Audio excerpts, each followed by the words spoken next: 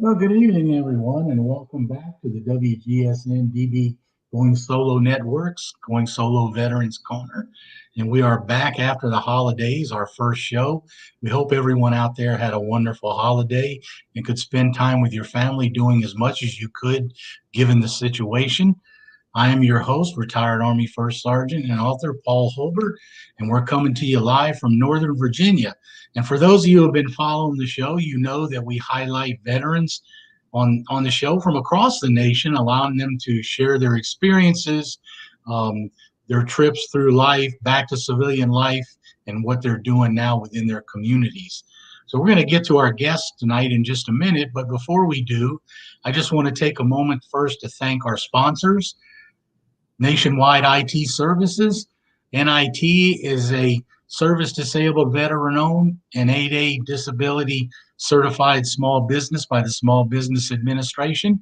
CK Park and his crew there provide a variety of professional business and management and IT communication services for whatever your business needs may be. So give CK Park a call and you'll see his ad later on in the show. Secondly, I also want to thank our other sponsor, Quest Jewelers from Merrifield, Virginia. Pete and Juan Tain have a history of creating custom-made beautiful jewelry pieces and also will sell you other beautiful pieces that you may see in the showroom. So whatever you're looking for, visit them at questjewelers.com or stop by the store if you're in the area and say hi to Pete and Juan Tain. We just want to thank both of our sponsors for sponsoring our veterans show. So let's meet tonight's guest. Tonight's guest, we have Air Force Staff Sergeant and Vietnam veteran Ron Taylor. Ron is actually a native of Northern Virginia who joined the Air Force in October of 1965 and later served as an aircraft mechanic, including the tours supporting efforts in Vietnam while assigned to the 355th Field Maintenance Squadron from 1967 to 1968. Ron has actually a pretty interesting life now, too, that he's resettled back in the Northern Virginia and actually Manassas area. And we're going to get to that in just a few minutes. But Ron, welcome to the show and thanks for taking the time to come on. Glad to have you on the show. I'm glad to be here. Yes. So how are you doing now after the holidays? Okay. Oh, pretty good. Yeah, doing pretty good. Staying a little busy, but other than that, doing good. Yeah. So was Santa good to you over the holidays? Yes, he was. I'm comparing. Yeah, he was pretty good. Yeah, yeah, Pretty good. yeah. That's good. Well, listen, let's talk just a little bit because one of the first things we want to do on the show is actually talk to our guests about their military experiences. And you actually joined the service. I wasn't quite old enough to make Vietnam. In fact, it ended about 2 years before I finished high school. So it's always good to see not only our World War II vets, but our Vietnam veterans as well. Um, how did you end up in the Air Force? How did all that get started for you? Well, when I was in high school, my senior year in high school, I just went on and took a test for the military and took an Air Force test. Yeah. After I graduated from high school, I was waiting to go to college, and I got a draft notice in the mail. And I kind of found out was to be drafted into the Marines. So I Oh. ran up to the Air Force to the recruiter and told, man, you got to get me out of here. And 3 days later, I was on a plane heading for Lackland. Yeah, I think that was one of the best decisions I made because at that time, the Marines were the first ones in and the last ones out going into Vietnam. Those during the early part of the Vietnam era. Yeah. 1962 and 1965, yeah. Yeah, I know. Well, I've talked to a number of guys who served in Vietnam, and so you're not the first person that I've heard that story from. Some of them said when they found out they were going to be drafted, they'd rather kind of choose their poison and choose what they were going to do, or at least the service they were going to be in. And I always look at it this way: it doesn't matter where you served. The fact that you served your country is still the same. So. Yes, it is. Yeah. Um, yeah, I mean, so good for you that you were able to do that and actually have be able to make that choice. So you spend time in aircraft maintenance. Was it jet maintenance? Yeah, I was a jet aircraft mechanic, 1 and 2 engines. I when I got out of basic training, I went to Wichita Falls, Texas, up to Shepherd Air Force Base, and went to aircraft mechanics school, jet engines 1 and 2. Okay, so what does that mean for everyone? The 1 and 2, what does that mean? Well, they were actually the fighters. They were any jet aircraft that had one single engine or dual engines, like the back Okay. then the F4Cs, the 105s, the F105s. What else? My first plane that I crewed on was a T-33, a trainer, when I was stationed in Shaw Air Force Base in Sumter, South Carolina. And from there I got a choice. I volunteered for Southeast Asia and a volunteer for Thailand. Yeah. Because at that time they were sending people from our base to Vietnam, and I ended up lucky got Thailand for my duty assignment. Yeah. So did you ever get a chance to work on the A6? No, I worked on the T-33, and when I went to Thailand, I was in crash recovery, and we had B-66s, which were the twin engine bombers, and we had the F-105s. Okay. Okay. Yes, I have known a number of guys that did aircraft maintenance, but most of them were Marines, and a lot of them were, stuff like helicopters and things of that nature. So you're the first veteran I've had on the show that was working on combat jets, so to speak, as a mechanic. So I'm sure that was interesting work. So you spent a year over there. Can you what was it like for you? Can you share with us one of your interesting experiences from your tour? Well, I was stationed at Talkley Royal Thai Air Force Base in Thailand. And like I said, I was put in field maintenance and crash recovery. And our job was to make sure the runway was clear. If anything went down on the runway, we had to clear the runway. Yeah. I had quite a few experiences with, recovering crashed aircraft. We had about 10 planes that crashed within 10 miles of the base, and anything that was within 10 miles, we had to go out and recover it and bring it back to the base, so they could find out what was going on, what happened to it. And I went out on a few crashes that I couldn't understand how the pilot survived on one of them. He rolled the plane all the way down to the ground. He took off that morning. We watched him take off, and you could see the afterburner. All of a sudden, it just went out. And we got arrested that he had crashed, and went out to the plane, and they said that he rolled the plane all the way down to the ground. He didn't get killed. Wow. And so I said I didn't believe it. So they showed me the seat actuator, and the seat had went up part of the way up to the shaft and locked. And the plane was scattered over a mile, so we had to go pick up pieces. And I think the biggest piece we picked up was maybe the size of a small coffee table. Oh my gosh. Mm-hmm. And he still survived from all that. Mm-hmm. And it's, I got to tell you, it's amazing. And I kind of had my experiences of some pretty harrowing experiences myself, to include a number of very close, serious training accidents while I was in the Army. And sometimes you often wonder about that. You look back and you say, boy, but for the grace of the Almighty, I wouldn't be here. Yeah. I mean, that tends to be part of it. It comes with your time in the military. So you left there. You got out of the Air Force, what, 1969, I think it was? Yeah, 69. Yeah. Yeah, you came back home, and was it then that you married your wife, Grace? I think it is Grace, right? Well, when I came back home, I went to work for a company called Allen Voorhees. Okay. I had a little background in drafting and mechanical drawing, and I was interested in doing maps and stuff. So Voorhees was a traffic consultant, so I went to work for them as a technician. I got a lot of experience on how to do traffic studies, traffic surveys. That was my first experience with computers, and back then, your computer was a great big room. It wasn't like we got now with just little laptops and stuff like that. And we had to do a lot of guess forecasting for highways, for roadways throughout the country. And we did a lot of what we call native, they don't even do it, called key punching. And that was where you would actually have to sit down and punch out a card, and then we would run it through a sorter, and then we would take the cards down to the Department of Transportation in Washington, and they would run it, and we would get this big printout with all these different little symbols on them and nodes on them. And that way we figure out where certain parts of the road should be, how the highway should be laid out. It was pretty interesting because I had no experience at all with computers when I got out of the service. Like I said, everything I did was with either automobiles or airplanes. Yeah. Yeah.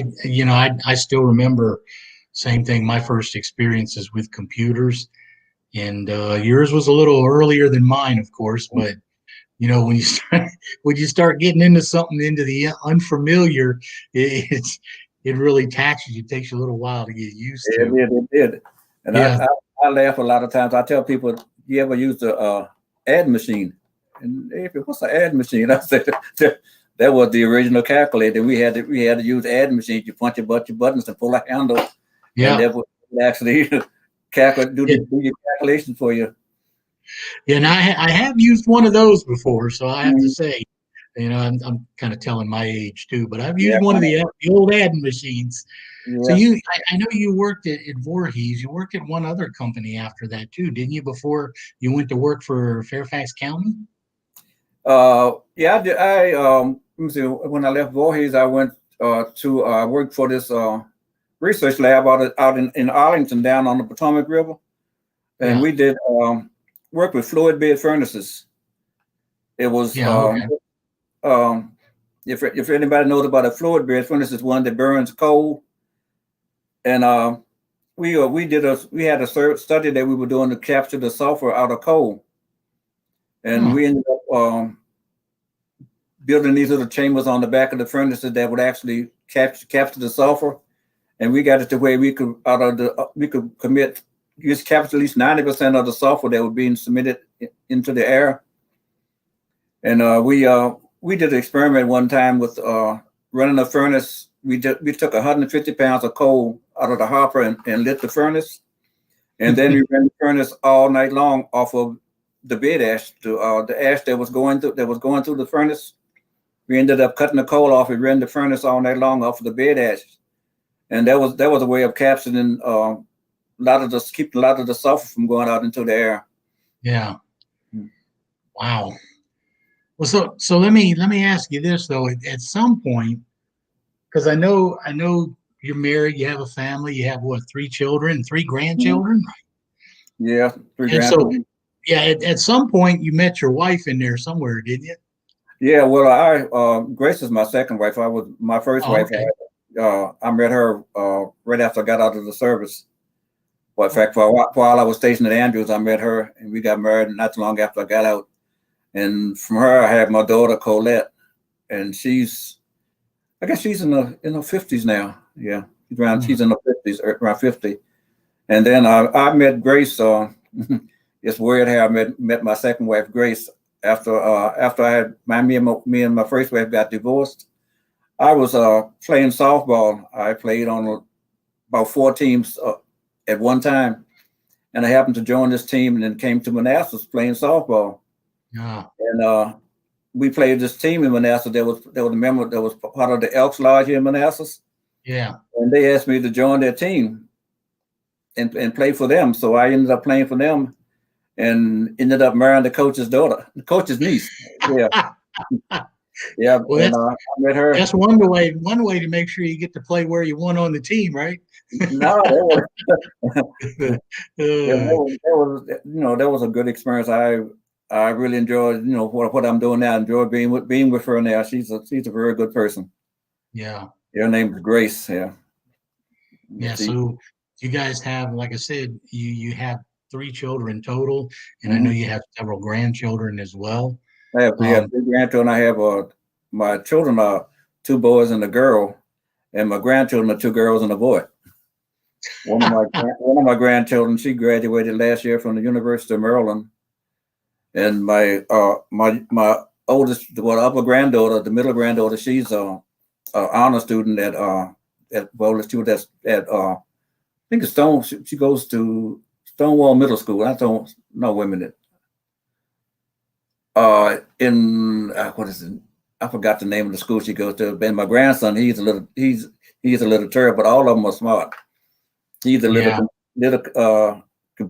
computer genius. So did you get to spend any time around them at all during the holidays, or? Yeah, we got together during the holidays. Yeah, we always get together during Christmas and New Year's. I didn't see him New Year's, but since this Holbert, we spent some time with them on after Christmas. Yeah. You mentioned that you played softball, I believe. When you were younger, you had a chance. You tried out for the Orioles at one time. Yeah, my senior year in high school, after I graduated, the Orioles came to Fairfax and had a tryout in Fairfax at Fairfax High, and I went out and tried out for them. I made it all the way to the final day of the custom. They told me that I was too small. Oh. And, the weirdest part, the guy, the coach, I guess he was the coach of the guy that was looking at the players.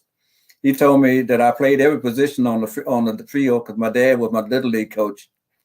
And growing up, I had to learn every position. He told me you played every position well, but your neck wasn't big enough. And I looked at it. I weighed about 145 pounds then. And he said, I said, my neck's not big. He said, yeah, we're looking for home run hitters. And I said, well, a home run's only one run, but if I'm on base, that's an extra run when the guy hits that home run. And he laughed, but right after that, I didn't quite like the Orioles. I haven't liked them since then. Don't hold a grudge much, right? I don't hold a grudge. I'll watch them, but they're not my favorite team. So you after you spent time in those couple of initial jobs, kind of entered a career with the Fairfax County government after that, didn't you? Were you worked as a city planner or a planner? Well, I started in Fairfax in public works as a truck driver. Okay. And then I went from there to become a motor equipment operator. And then from there, I transferred to the Park Authority because one of my supervisors when I was in public works transferred to the Park Authority. And he told me that he wanted to get me over there with him. So after maybe about 2 or 3 months after he was there, I ended up getting a transfer to the Park Authority. And then from there, I went into environmental management, which we did planning control. We took in all the plans, all the housing plans for the county. And I got injured on the job. I had a back injury. And so while I was on leave, well, I was on injury leave, I ended up getting a job with transportation, Fairfax County Transportation. And when that was just a temporary job, when that ran out, I went back to environmental management. And when the job came open in transportation, I applied for it. Didn't get it at first, but the guy that got it, he quit. And so the supervisor that I had was in transportation, her and I worked together when I was a temp. And so she called me and told me that the job was open if I wanted it. So I started in transportation. I ended up, I was a technician. I was an engineer in Tech 3, which I did a lot of the stuff that the engineers would want to do. I did traffic surveys, a lot of graphics, a lot of charts and maps and charts for them. And I really enjoyed that because I got a chance to work mostly on my own. I spent a lot of time on the side of the road, counting cars, doing parking lot studies and stuff like that out on my own. And I really enjoyed that because I like working, I can do supervising. I like supervising, but I like to work on my own mostly. Yeah. And they trusted me to go out on my own and do what I had to do and come back. It's one thing, I see in a lot of our veterans, a lot of them become jack of all trades. Mm-hmm. You learn so much while you're in the military. So when did you retire from the county? I have to retire from the county in 2011. Yeah, right after the year of 2012, the year after 9/11. I retired the week of my birthday, July the 26th was my last day in 2012. Yeah, so you've been retired now for a little while, but you're retired, so to speak, but not completely retired. And what I want to do when we come back from our break, I want to continue my discussion with Ron, and we're going to talk about some of the things he's doing now within the community. So for our audience out there, we'll be right back after our commercial break.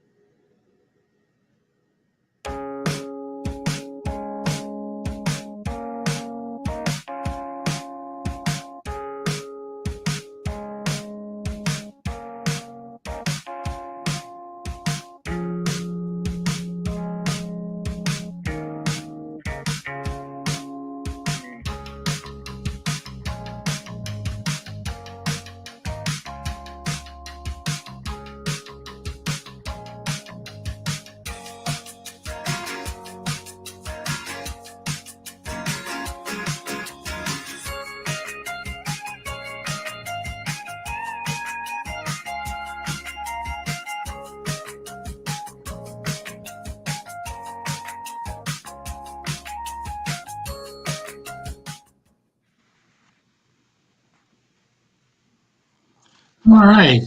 Welcome back, everyone, from the break. And you are listening to the WGSN-DB Going Solo Network, Going Solo Veterans Corner.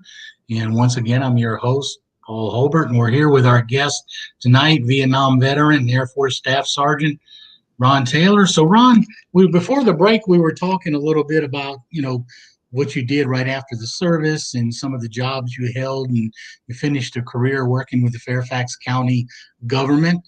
And, one of the interesting things, though, is now that you're kind of, retired, so to speak, you're not really fully retired. And I know one of the big things that you do here in the city of Manassas, where you guys make your home, is you are actually the master of the city farmers market. And I know that the Manassas Farmers Market is a pretty big operation.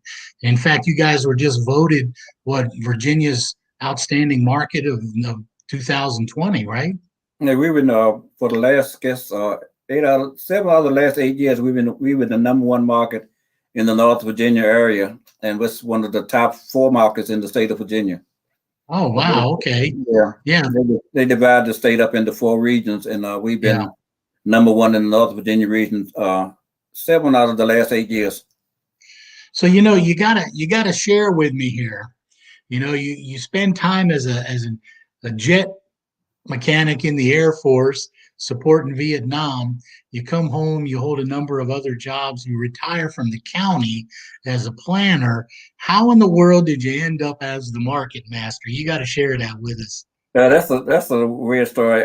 When I moved to Manassas, after I got married, when I moved to Manassas, I joined First Baptist Church here in Manassas, and ended up hooking up with one of the diggers, or digging Ronnie Tate, and him and I started painting and doing painting houses and stuff like that, and doing a little remodeling of people's houses.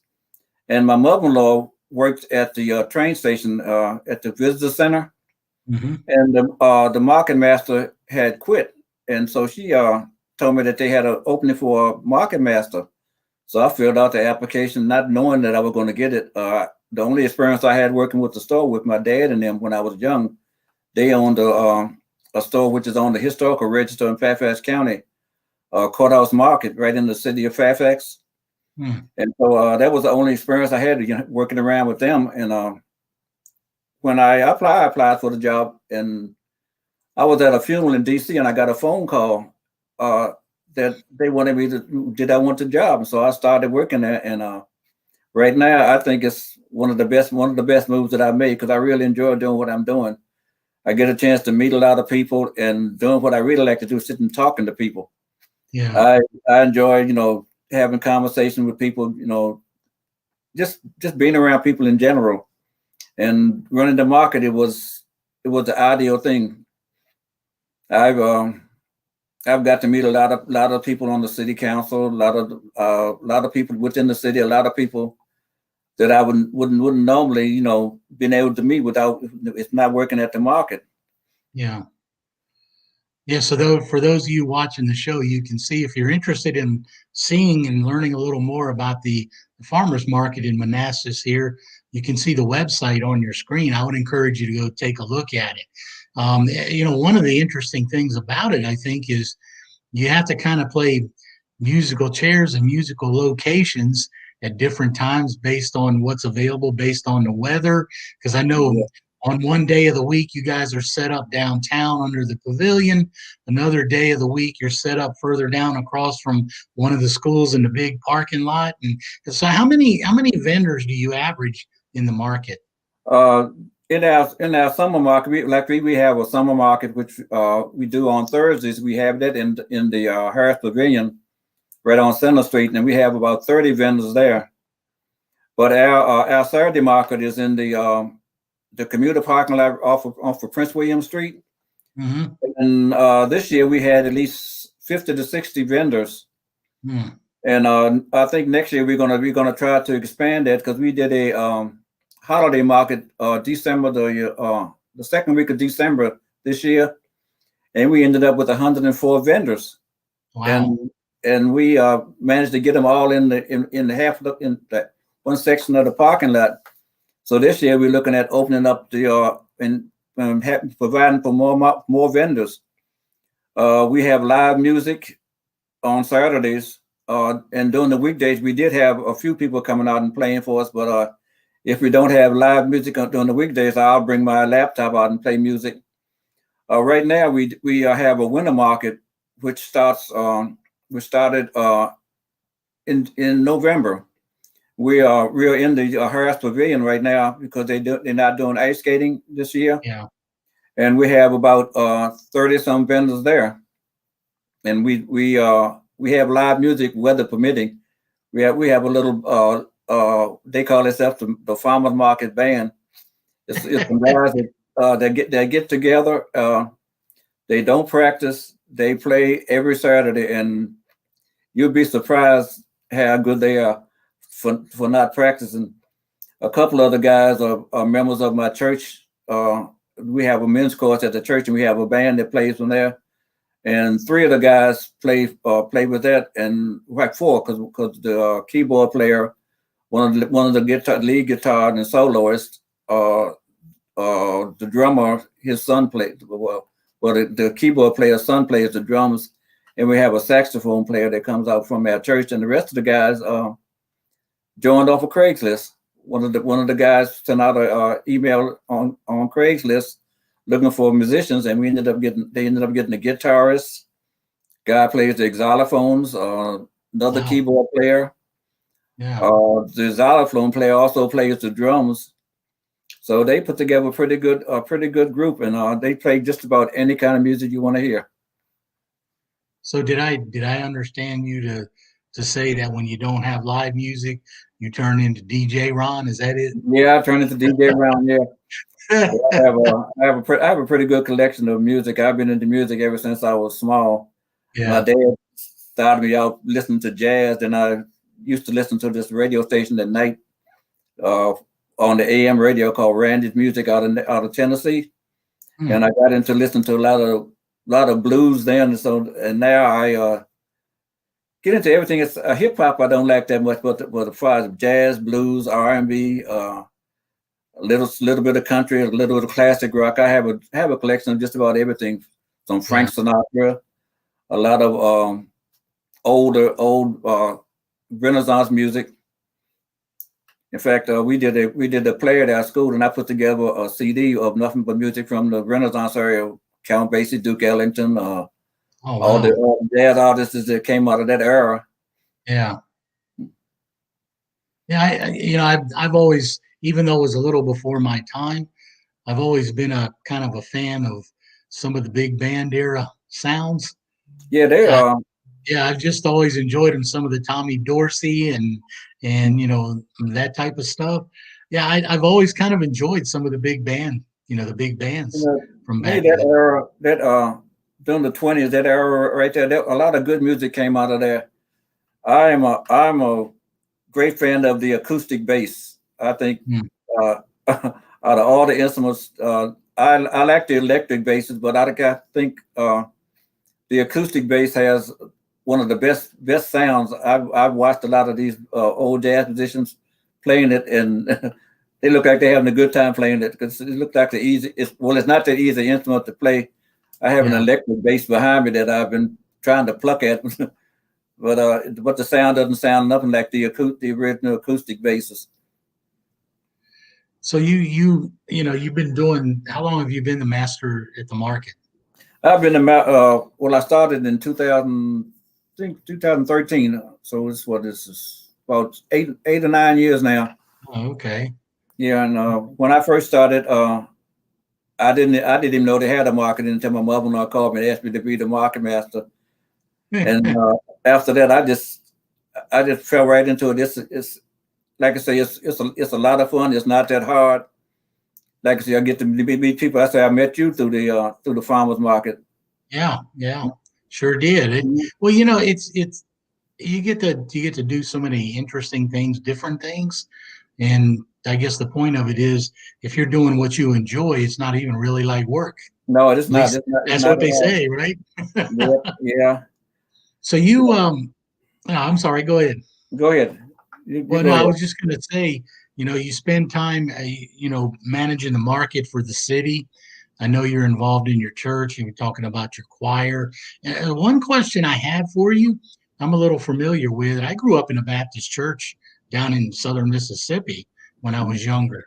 But I think your bio had mentioned something about you served as a sexton in the church. Yeah, that's what this is like the custodian maintenance man, but they are in the Baptist religion is called a Saxon.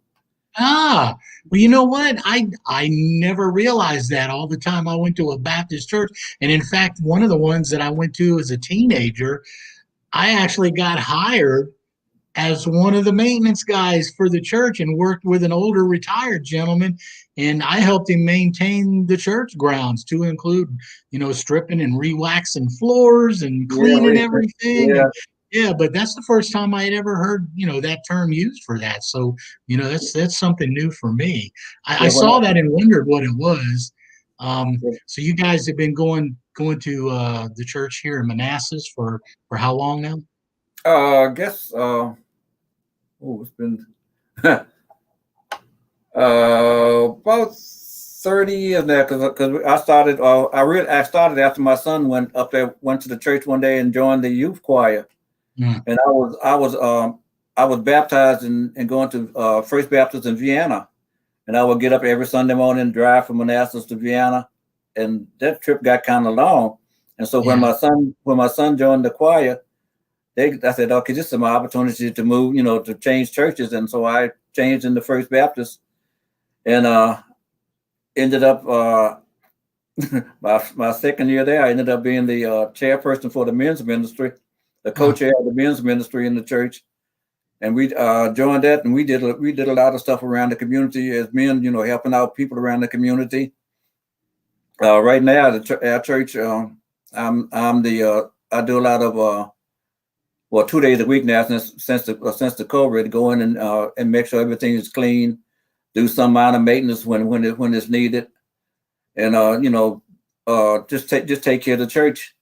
And actually, that's a lot of fun because I'm doing something that's not real hard, and get to meet people as they come to the church. But right now, the church is closed because of COVID. But we do have an outreach program where they take care of, try to help people out as in need. So it's a pretty interesting job. It keeps me busy 2 days, like 2 days out of the week I do that. And during the summer, 2 days out of the week, I run the farmers market. But right now, during the winter, I just do the Saturday market. Yeah. It's just 9 to 1 every Saturday in the Harris Pavilion. Well, I tell you what, I mean, despite being retired from, you could say, actual, what do you want to call it, actual organized work, Yeah. it sounds like you're still keeping yourself pretty busy and, staying involved in the community, which, I think is admirable because, so many people as they get older, they tend to withdraw and, don't do a lot, they're not around people as much. And it sounds like that you're really taking advantage of that. So I want to ask you a question though here, and something that I thought was interesting, and I'm going to ask Cece in a minute, our studio manager, to bring you up on the screen. I noticed behind you, I see all those little die-cast vehicles, and I understand that that is a big passion of yours, a hobby of yours, is that you collect these, and you have over 300 of them now. Yeah, I have over 300 on display. Anything the biggest one is the if you can see it, the Dodge Challenger station wagon at the top. That's my biggest one. I have anything from micro mini cars up to 1/24 scale, 1/32, 1/18. Just about. I started out collecting with a little 1/32 scale tractor trailer, and went from there, and then just got to be I guess got to be addictive. I guess I got a lot of Hearst trucks. I got a lot of stuff that I would be out when I used to drive a truck. I would see stuff and I'll buy this, and I just kept adding on. Well, and I can tell based on the number that you have that, of course, that's not all of them behind you. No, I have. In fact, I have a couple of tubs in storage with ones that are still in the shrink wrap that I haven't even taken out of the shrink wrap. Oh wow! Christine, she had a bunch of stuff that about 2 boxes and 2 tubs full of cars that she was getting rid of. So I bought them from her, and I found a whole lot of stuff in there. There was collectible items. Yeah. I found a Coca-Cola can, and I said, "Who in the world would make a die-cast Coca-Cola can?" So I twisted the top, and when I opened it up, it was one of Dale Earnhardt's first cars. Oh my gosh! I said, this is something worth keeping. Yeah, so that's almost like, what do they call a prize box, right? Yeah, it was. It was grab bag. I was wondering who in the world make a die-cast Coca-Cola can.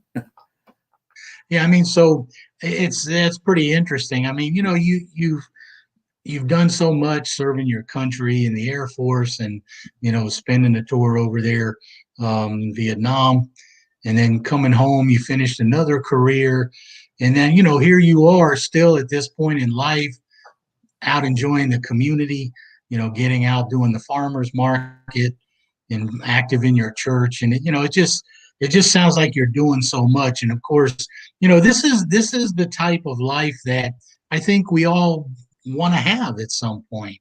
So, kudos to you for being able to make that happen. And I got to tell you, I love getting our veterans on the show, especially guys like you that come on that are still doing so much within the communities, because so many of you guys feel like, I want to give something back. Mm-hmm. But I want to ask you before we close the show, if you could share one thought to either your fellow veterans or just the audience in general, that you would like to convey, if there was one thing that you would like to share, what would it be? Maybe, don't let anybody tell you that you can't do something, because if there's a way, there's a will. And if you put your mind to doing what you want to do, you can accomplish anything. Like right now, I'm still working, but my motto is I'm working because I want to, not because I have to. Yeah. And if you can keep that mind that you're doing stuff because you want to and not because that you're forced to do it, I think life will go a lot smoother. And if you would treat everybody, my grandfather always told me, treat everybody the way that you want to be treated. Yeah. And I think this it's a thing in the Bible: doing to others that you would have done unto you. So if you keep that motto and just remember, to me, God has a plan for each and every one of us. So just keep that in mind, that what's going on in your life. If you're having problems, just keep the faith, because if He take you to it, He can bring you through it. Yeah. All right, Ron. Well, that's very good. Thank you. I appreciate that, and I appreciate the thought. And I want to thank you for taking the time to come on the show tonight and share, your experiences and your life with us as a veteran and what you're doing now within your community. So again, I want to thank you for taking the time to come on the show, and we wish you and your family continued success. And Ron, I hope to see you around. I'm sure I will. Yeah, I know you will, because I'll be at the market every Saturday. So, and like I say, if you're ever in the Manassas area on a Saturday during the summer, or on a Thursday during the summer, stop by the farmers market. You will get a chance to meet a lot of good people, and like I say, the produce is great, and the products at the market are great, because everybody is locally grown. Everything within 150 miles of Manassas, so everything's locally grown and farm grown. All right, Ron. Well, thank you again for coming on the show. And for those of you out there in the audience, especially our veterans, we want to make sure that you're aware that the VA has a program going on right now where they're starting to offer the COVID-19 vaccine. So we're going to put that information up on the screen for you, so that you've got it. But you can contact the VA at the va.gov health/healthcare/COVID-19 vaccine. And you can also go to the VA website and find the information as well there. So for those of you veterans out there in the audience, make sure you look that up. Go to the VA website, take a look, find out what the VA is doing for you in terms of the vaccine to protect you against COVID-19. I want to thank our audience tonight for listening to the WGSN-DB Going Solo Network and the Going Solo Veterans Corner. We appreciate our veterans who come on the show to share their experiences, as Ron did tonight. So we thank them, as always, for coming on and sharing with us. Veterans, as always, we want to thank you for your service and your service to your country and your continued service in your communities. I am your host, retired Army First Sergeant Paul Holbert, and I want to thank you for joining us this evening, and we hope to see you on our next show. Thank you and good night.